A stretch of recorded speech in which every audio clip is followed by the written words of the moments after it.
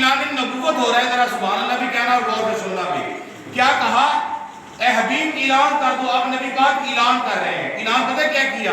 اعلان کیا، لوگوں کو اکٹھا کر لیا. 40 سال کی عمر میں نبی نے اعلان نبوت کیا. یہ کوئی نہ کہے کہ نبی پاک نبی بنے ہی 40 سال کی عمر میں ہے، بلکہ بنے نہیں. کیا آقا فرماتے ہیں میں اس وقت سے نبی ہوں جب وقت بھی نہیں تھا. میں اس وقت سے نبی ہوں جب رات نہیں تھی، دن نہیں تھا، جن نہیں تھا، پرند نہیں تھا، شجر نہیں تھا، حجر نہیں تھا، چاند نہیں تھا، ستارے نہیں تھے، روشنی نہیں تھی، سورج نہیں تھا، زمین نہیں تھی، اسمان نہیں تھا، کچھ بھی نہیں تھا. اس وقت تھا کیا؟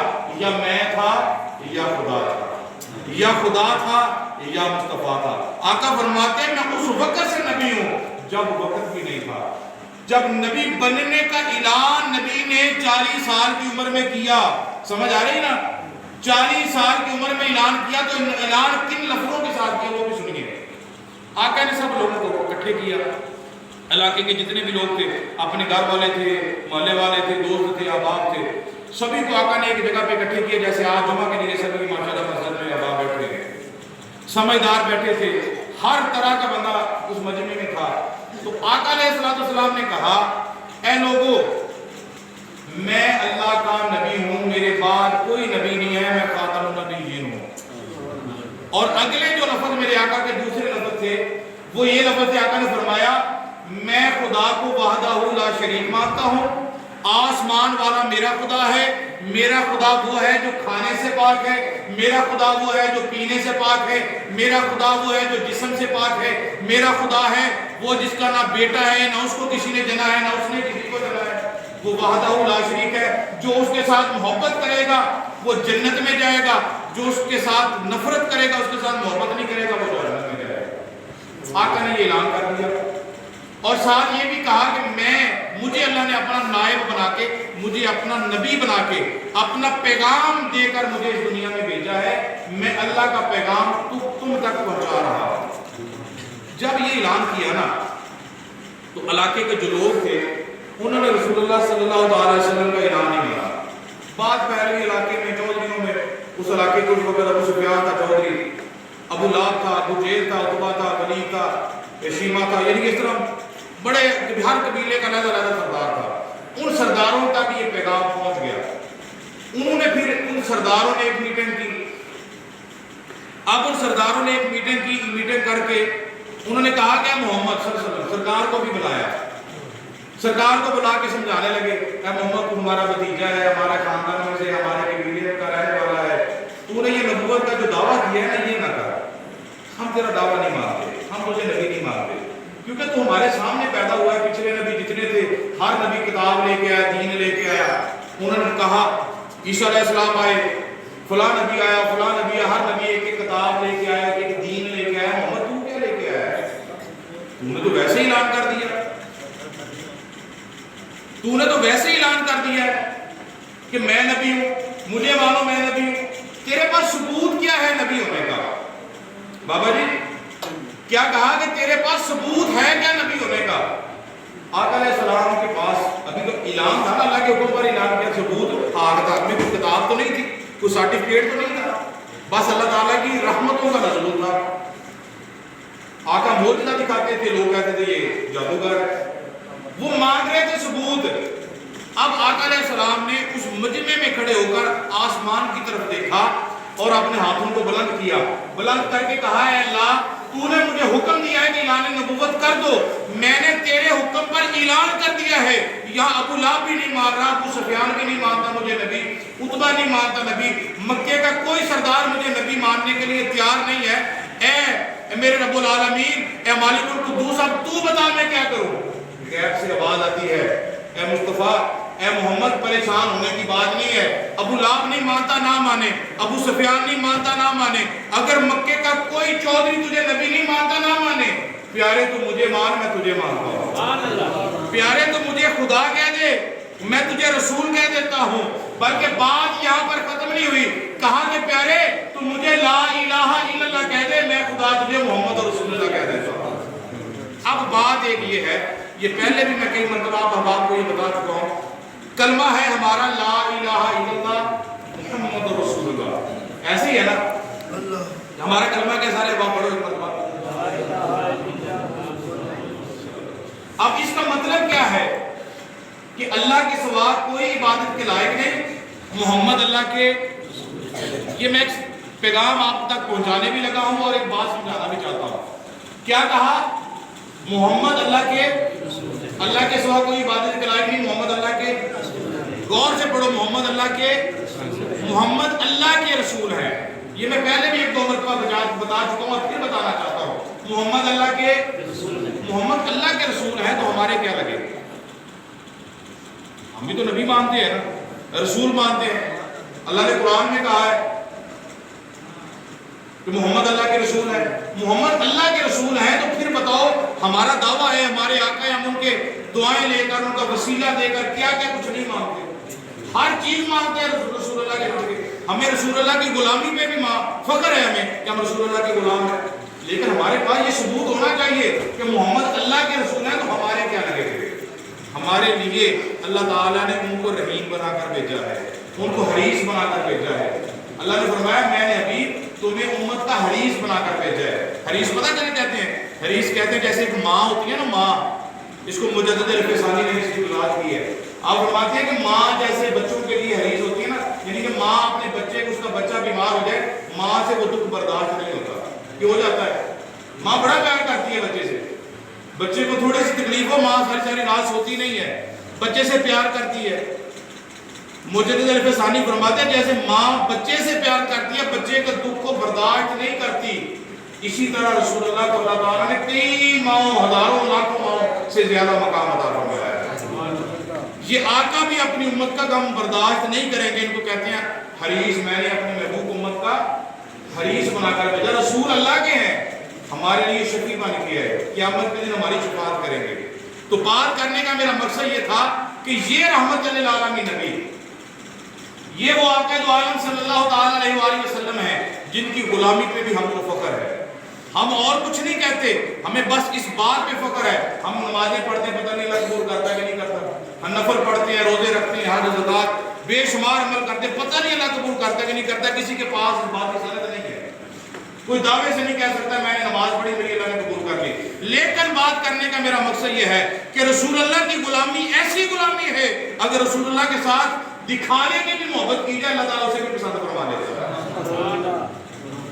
جب نبی دو عالم صلی اللہ تعالیٰ علیہ وآلہ وسلم نے اعلان نبوت کیا، مکے کے چودھریوں نے سنا، انکار کر دیا، کہا کہ ابھی پریشان ہونے کی بات نہیں ہے، میں تجھے مانتا ہوں تو مجھے مان، میں تجھے تو مجھے لا الہ الا اللہ کہہ دے، میں تجھے محمد رسول اللہ کہہ دیتا ہوں. اب سرکار نے اعلان نبوت کیا، بات چلتی چلتی چلتی چلتی دور تک چلی گئی. ہر علاقے میں، ہر جگہ پر یہ آقا علیہ السلام کا جو اعلان نبوت تھا ہر جگہ پہ پہنچ گیا. کسی نے سن کر سرکار کے فرمان پر عمل کر کے اللہ کو خوش کر دیا، کسی نے نا عمل کر کے شیطان کو خوش کر دیا. وقت گزرتا گیا. میرے نبی کی آواز سیدہ حلیمہ کی بستی جو تھی بنی سعد، وہاں تک بھی یہ آواز پہنچی. اور سیدہ حلیمہ کے خامد ایک دن حضرت حلیمہ کے خامد جو تھے نا، حضرت حارث، حلیمہ کے خامد کا نام کیا تھا؟ حارث تھا. وہ حارث ایک دن حلیمہ کے پاس بیٹھے اور دل میں یہ بات کرنے لگے کہ حلیمہ آج میرا دل کرتا ہے کہ آج میں خانہ کعبہ کا دیدار کر کے نہ خانہ کعبہ کا طواف نہ کروں.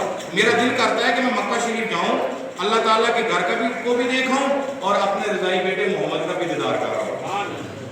یہ 40 سال کے بعد، 40 سال ہو گئے ہیں، یعنی کہ اس وقت سرکار کی عمر 4 برس کی تھی جب حضرت حلیمہ چھوڑ کے واپس چلے گئی تھی. اب 40 سال کے بعد دوبارہ کافی عرصہ گزرنے کے بعد، اعلان نبوت کے بھی کافی ٹائم بعد، حضرت حارث حلیمہ کے ساتھ یعنی کہ یہ مشورہ کر کے اب خانہ کعبہ میں محمد مصطفیٰ کے دیدار کے لیے آنے لگے ہیں. مشورے ہو رہے ہیں، باتیں ہو رہی ہیں کہ میں اپنے رضائی بیٹے محمد کریم سے بھی مل کر آؤں، اور تیرا کیا خیال ہے حلیمہ؟ اب حلیمہ نے جب یہ لفظ سنے نا، کہنے لگی حارث بات تو تیری ٹھیک ہے، لیکن حارث مجھے بتا کیا تو اکیلا جائے گا؟ سمجھ ہے میری بات کی؟ حارث کہتا ہے کہ میں خانہ کعبے کا بھی دیدار کر رہا ہوں اور محمد مصطفیٰ کا بھی دیدار کر کے آؤں. حلیمہ تیرا کیا خیال ہے؟ حلیمہ کہتی خیال تو میرا ٹھیک ہے، تجھے جانا چاہیے، لیکن مجھے یہ بتا تو اکیلا جائے گا، مجھے ساتھ لے کے نہیں جائے گا؟ مجھے نہیں لے کے جائے گا، میں بھی اپنے بیٹے کا دیدار کرے ہوں۔ حضرت حارث نے فرمایا تم بھی ضرور چلنا، لیکن سفر بہت زیادہ ہے، کافی عرصے کے بعد ہم جانے لگے، پتہ نہیں وہاں کے حالات کیسے ہوں گے، پتہ نہیں وہاں کا ماحول کیسا ہوگا، میں تجھے ساتھ لے جاؤں، پتہ نہیں کیا وقت ہوگا، کیا ہوگا وہاں پر، حالات کا میں جاتا ہوں، حالات کا جائزہ لے کر پھر تمہیں بھی ساتھ لے جاؤں گا۔ سیدہ ریما نے فرمایا ٹھیک ہے اب تم چلے جاؤ۔ اب یہ بڑے محبت کی ایک بات ہے، ذرا غور سے سننا۔ حضرت حارث مکہ شریف پہنچے، جب مکہ شریف پہنچے نا، خانہ کعبہ کا طواف کیا، لوگوں سے ملاقاتیں کی، سارے مکے والے حضرت حارث کو جانتے تھے، کافی لوگ حضرت حارث کو جانتے تھے، پہچانتے تھے، آپ کے ساتھ تعلق والے تھے۔ سرکار کو آپ کی بیوی نے 4 سال بڑی محنت سے بڑے پیار سے پالا تھا، اپنا دودھ پلایا۔ قریش بھی جب حضرت حارث سے ملے تو انہوں نے حضرت حارث سے کہا اے حارث کیا تو نے سنا ہے، کیا تجھے کچھ پتا ہے؟ حضرت فرماتے کس بات کا؟ جو تیرے بیٹے محمد نے کیا ہے۔ حضرت حارث فرماتے میں تو بہت دور رہتا ہوں، کافی سالوں کے بعد آیا ہوں، مجھے تو علم نہیں ہے، تم بتا تو کیا کیا میرے بیٹے نے؟ حضرت حارث فرماتے مجھے کیا خبر میں کیا ہوا ہے؟ کفار مکہ نے یہ کہا کہ تمہیں کچھ نہیں پتا، انہوں نے کہا نہیں پتا۔ سرکار کے بیعتوں نے کہا حارث جو تیرا بیٹا تھا نا محمد، جب انہوں نے کہا نا جو تیرا بیٹا تھا محمد، حضرت حارث فرماتے میری آنکھوں میں آنسو آ گیا، اللہ خیر کرے، کیا معاملہ ہوا میرے بیٹے کے ساتھ، انہوں نے ایسے لفظ کیوں کہے؟ وہ تو بڑے پیار والا ہے، بڑی شان و بڑی عظمتوں والا ہے، انہوں نے یہ لفظ کیوں کہے؟ حضرت حارث فرماتے ہیں میری نظریں ان کے چہرے پر جا گئی، میرے کان، میرا دل مکمل طور پر ان لوگوں کی بات سننے پر مجبور ہو گیا، اب یہ کیا کہنا چاہتے ہیں۔ اب انہوں نے اگلے لفظ یہ کہے کہ تیرا بیٹا محمد کہتا ہے کہ اللہ وحدہ لا شریک ہے۔ سبحان اللہ بھی کہنا چاہیے، یہ آقا کی زبان سے نکلا ہے، تو ہم رسول اللہ کی امتی ہیں، آقا کا فرمان سن کے بھی سبحان اللہ نہیں، لیکن آپ تو یقین کریں مولوی کی تقریر پہ لگے وہ کہے گا تو ہم سبحان اللہ کہیں گے۔ آپ کے اندر ایسا جذبہ ہونا چاہیے، بلند آواز سے نہیں تو دل میں رسول اللہ کی آواز سن کے سبحان اللہ نکل جائے۔ کیا کہا آقا نے؟ اس بندے نے کہا کہ محمد نے یہ اعلان کیا ہے، تیرے بیٹے محمد نے یہ اعلان کیا ہے اللہ وحدہ لا شریک ہے۔ کیا ہے اللہ؟ اور محمد کریم نے کہا کہ میں اس کا رسول ہوں، اس نے کہا ہے اللہ وحدہ لا شریک ہے اور میں محمد اللہ کا رسول ہوں، اور جو اللہ تعالیٰ کو وحدہ لا شریک مانے گا، مجھے اللہ کا رسول تسلیم کرے گا، اللہ تعالیٰ اس کو قیامت کے دن خوش ہو کر جنت میں محل عطا فرما دے گا۔ آقا کیا فرماتے ہیں؟ لوگ کفاروں کی زبان سے ابھی لفظ نکل رہے ہیں، سرکار کے جو دشمن تھے ان کی زبان سے لفظ نکل رہے، کہتے ہیں کہ محمد نے یہ اعلان کیا ہے اور محمد کا یہ دعویٰ ہے کہ خدا وحدہ لا شریک ہے، اللہ وحدہ لا شریک ہے، اور جو اسے وحدہ لا شریک مانے گا اور مجھے اللہ کا رسول مانے گا، قیامت کے روز اللہ تعالیٰ خوش ہو کر اسے جنت میں محل عطا فرما دے گا۔ اے حارث اس نے یہ دعویٰ کیا ہے، اور جو نہیں مانے گا اللہ تعالیٰ قیامت کے دن اسے جہنم میں ڈالے گا، جہاں طرح طرح کے عذاب ہوں گے۔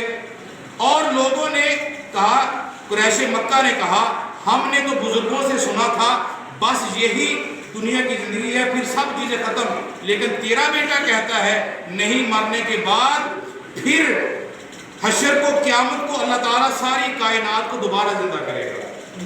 وہ کیا کہتے ہیں کہ حارث ہم نے یہ سنا تھا اپنے بڑوں سے کہ یہ دنیا ہے، اس دنیا میں بندہ عیش و عشرت کی زندگی گزارے پھر مر جاتا ہے، بس معاملہ ختم ہو جاتا ہے، لیکن تیرا بیٹا کہتا نہیں، ایسے نہیں ہے، اس دنیا میں ختم ہونے کے بعد پھر ایک جہان آئے گا، ایک دنیا آئے گی، پھر وہاں پر زندہ کیا جاؤ گے اور وہاں پر پھر تجھے اٹھایا جائے گا، ساری کائنات کو دوبارہ زندہ کر کے پھر اس کی سزا اور جزا جو ہے وہ عطا کی جائے گی۔ اے حارث اس کی یہی باتیں سن کر ہم اس کے مخالف ہو گئے ہیں، ہمارا دل نہیں مانتا، لوگ سب اسی کے کچھ ساتھ ہیں، اکثر لوگ ان کے مخالف ہیں، اکثر لوگ ہمارے ساتھ ہیں۔ حضرت حارث نے فرمایا بھئی یہ بات یہ ہے، یہ باتیں ہیں تو عجیب کی، جو تم نے باتیں کی ہے محمد کی، جو محمد نے جو تمہیں بتایا ہے، جو تمہیں محمد کی باتیں مجھے بتا رہے ہیں، باتیں تو عجیب ہے، لیکن ایسے میں کچھ نہیں کہوں گا، بڑا پیارا بیٹا تھا میرا، بڑا لاڈلا بیٹا تھا، میں اس کے ساتھ اب ملاقات کروں گا، ملاقات کرنے کے بعد پھر اس کے ساتھ بات کروں گا، جو وہ محمد کہے گا ویسے ہی ہو جائے گا۔ عقیدہ ان کا بھی پکا تھا، انہوں نے عقیدہ یہ تھا، ابھی سرکار کا 40 سال پہلے کا دیدار کیا تھا، بچپن دیکھا تھا، تو ایمان یہ تھا. تو اب یہ نہیں کہا کہ میں سمجھاؤں گا جا کے، نہیں، کہا کہ میں ان کے ساتھ ملاقات کروں گا، ملاقات کرنے کے بعد میں ان سے پوچھوں گا، جو وہ کہیں گے ویسے ہو جائے گا. عقیدہ تھا نا، محبت تھی. آج کا لوگ پتہ کیا کہتے ہیں جی نعوذ باللہ سرکار کے والدین جو تھے نعوذ باللہ انہوں نے اسلام قبول نہیں کیا. یہ حارث، حضرت حلیمہ، یہ سگے ماں باپ نہیں تھے، رضائی ماں باپ تھے. ان کی محبت کا یہ عالم ہے. بتاؤ جن والدین نے میرے نبی کو اپنے جسم سے جنم دیا ہے، بتاؤ ان والدین کا کیا مقام ہوگا. لوگ تو بڑی بڑی باتیں کرتے ہیں، لیکن حضرت حارث اب سرکار دو عالم صلی اللہ علیہ وآلہ وسلم کے دربار نبوت پر تشریف فرما ہے. آقا علیہ السلام اپنے آستانہ پر جلوہ گر ہیں. حضرت حارث جانے لگے تو لوگوں نے نبی پاک صلی اللہ علیہ وسلم کو حضرت حارث کے آنے کی خبر دے دی کہ تمہارے رضائی باپ جو ہیں حضرت حارث بنو سعد سے آپ سے محمد صلی اللہ علیہ وسلم آپ سے ملنے کے لیے آ رہے ہیں. نبی پاک صلی اللہ تعالی علیہ وآلہ وسلم نے جب یہ بات سنی، حضور آپ کے رضائی والد آپ کے پاس آ رہے ہیں، تو سرکار ان کے استقبال کے لیے بڑے خوش ہو گئے. آپ کے دل میں خوشی ہو گئی. خبر آئی اور ادھر یہ بات سرکار کے ساتھ ہو رہی تھی، ادھر سرکار خوش ہو رہے تھے، ادھر دروازے سے حضرت حارث کے اندر تشریف لے آئے. اب میرے نبی کی محبت کا انداز دیکھیں. جب حضرت حارث اندر آئے نا تو نبی پاک صلی اللہ علیہ وسلم اپنے مقام پر جلوہ فروز تھے اور لوگوں کو خدا کے دین کی تبلیغ کر رہے تھے، خدا کی وحدانیت کا درس دے رہے تھے کہ اللہ یہ ہے، اللہ تعالیٰ کی محبت یہ ہے، لوگوں کو بتا رہے تھے. ادھر حضرت حارث آ گئے تو فوراً اللہ کے ذکر کو چھوڑ کر حارث کے استقبال کے لیے اٹھ کے کھڑے ہو گئے. جب کھڑے ہو گئے بس کھڑے نہیں ہوئے، بلکہ حضرت حارث کے آنے کے لیے، آنے کی خوشی میں، ان کی آمد کے سلسلے میں نبی دو عالم صلی اللہ تعالی علیہ وآلہ وسلم نے اپنے کاندھے سے اپنی کملی کو اتارا، وہ زمین پر بچھا دیا اور اپنے رضائی باپ حضرت حارث کو اس کے اوپر بٹھا دیا. اب اس کے اوپر بٹھا کے اس کا حال چال پوچھا، اچھی باتیں کی، حال پوچھا، بڑا پیار کیا، بڑی محبت سے اپنی چادر کے اوپر بٹھا کر خیریت پوچھی، اماں حلیمہ کے بارے پوچھا. جب گھر کے حالات سے فارغ ہو گئے پوچھ کے، تو حضرت حارث نے عرض کی، بیٹا میں نے جب کعبہ میں میں حاضر ہوا نا تو لوگوں نے میرے ساتھ ملاقاتیں کی اور کچھ لوگوں نے مجھ پر کچھ سوال کیے، بتا کیا یہ صحیح ہے؟ میرے آقا نے فرمایا کون سی؟ عرض کی لوگ کہتے ہیں آپ نے فرمایا ہے جب سب لوگ دنیا سے چلے جائیں گے، جب سب انسان فوت ہو جائیں گے تو اللہ تعالیٰ قیامت کے دن پھر سب کو زندہ فرمائے گا، نیک جنت میں جائیں گے، برے دوزخ میں جائیں گے. میرے آقا علیہ السلام مسکرا پڑے، فرمایا تم نے سچ سنا ہے، میں نے یہ اعلان کیا ہے، میں نے یہ اعلان کیا ہے قیامت کے روز لوگ اٹھائے جائیں گے، جنتی جنت میں جائیں گے، دوزخی دوزخ میں جائیں گے. حساب و کتاب کا دن ہوگا، اسے اس دن کو، اس میدان کو میدان معاشر کہا جاتا ہے، وہ حساب و کتاب کا دن ہوگا. میں نے اعلان یہ کیا ہے. پھر سرکار دو عالم صلی اللہ تعالی علیہ وآلہ وسلم نے حضرت حارث کا ہاتھ پکڑ کر، اب حضرت حارث سے محبت کا انداز دیکھیں. حضرت حارث کا ہاتھ نبی رحمت صلی اللہ تعالی علیہ وآلہ وسلم نے اپنے ہاتھ میں پکڑ کے یہ کہا، اگر آج محشر کا دن ہوتا، حارث کیا کہا، اگر آج محشر کا دن ہوتا تو میں ابھی تیرا ہاتھ پکڑ کے تجھے جنت میں لے جاتا، لیکن ابھی محشر کا دن ہی ابھی تو میں بتا رہا ہوں. حضرت حارث نے جب کملی والے کی بات سنی، یہ گفتگو سنی تو دل پر اتر گئی. اسی وقت کلمہ پڑھ کر مسلمان ہو گئے. پھر مسکرانے لگے. کسی نے کہا حارث مسکراتے کیوں ہو؟ فرمایا بیٹا اس لیے کہ میرے بیٹے محمد کریم نے میرا ہاتھ پکڑ کر، اب میرا ہاتھ پکڑا ہے، اب مجھے یقین ہے کہ یہ اس وقت میرا ہاتھ چھوٹے گا کہ جب محمد مجھے جنت میں لے کر چلا جائے گا. یہ میرا ہاتھ اس وقت چھوٹے گا کہ جب میں جنت میں چلا جاؤں گا. یہ میرے بیٹے محمد نے مجھے کہا ہے اور میں اسی لیے خوش ہوں. میرے دوستو یہ حقیقت ہے کہ جس دن سرکار صلی اللہ تعالی علیہ وآلہ وسلم کا ہم دامن